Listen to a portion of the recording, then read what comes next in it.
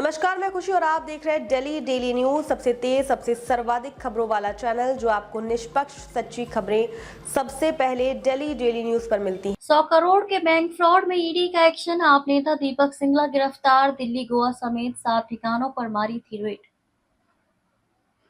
ED ने आम आदमी पार्टी के नेता दीपक सिंगला को 100 करोड़ रुपए के बैंक धोखाधड़ी और मनी लॉन्ड्रिंग मामले में गिरफ्तार किया है। ये कार्रवाई दिल्ली और गोवा सहित 7 ठिकानों पर छापेमारी के बाद prevention of money laundering act के तहत की गई।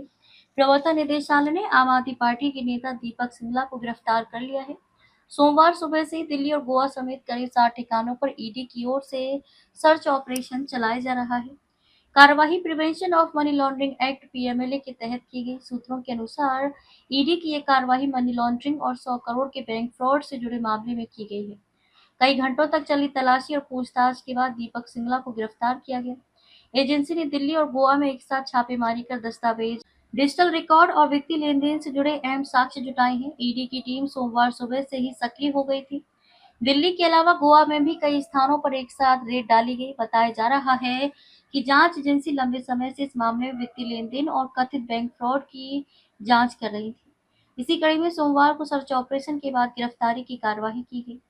सूत्रों के मुताबिक दीपक सिंगला के खिलाफ वर्ष 2024 में भी ईडी ने सर्च ऑपरेशन चलाया था। उस समय भी वित्तीय अनियमितताओं और संदिग्ध लेन देन को लेकर जांच की गई थी।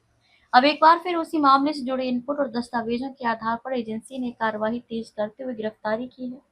दस्तावेज और डिजिटल डेटा खंगाल रही एजेंसी। ईडी फिलहाल जब्त किए गए दस्तावेजों और इलेक्ट्रॉनिक उपकरणों की जांच कर रही है।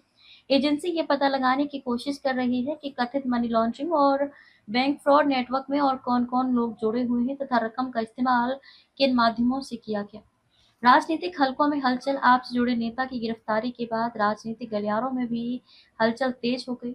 आपने मनीष सिसोदिया ने एक्स पोस्ट में कहा कि ईडी, सीबीआई और चुनाव आयोग जैसी संस्थाओं को अपने पर्सनल गुंडों की तरह इस्तेमाल करके मोदी जी विपक्ष के नेताओं को चुनाव जीतने से रोक सकते हैं, लेकिन देश की अर्थव्यवस्था और रुपए की गिरती इज्जत को नहीं संभाल सकते। वहीं अनुराग ढांडा ने एक्स पोस्ट में कहा कि ईडी बीजेपी की चुनावी विंग बन गई है, इसलिए ड्रग मनी और टेरर फंड पर कोई काम ईडी नहीं कर पा रही, जिसके लिए इसे बनाया गया था। आम आदमी पार्टी के गोवा सह प्रभारी की यहाँ रेड ताकि गोवा में पार्टी की चुनाव तैयारियां बाधित हो। बीजेपी सरकार ने गोवा में कुछ काम तो किया नहीं, अब आपसे चुनाव में डर लग रहा है।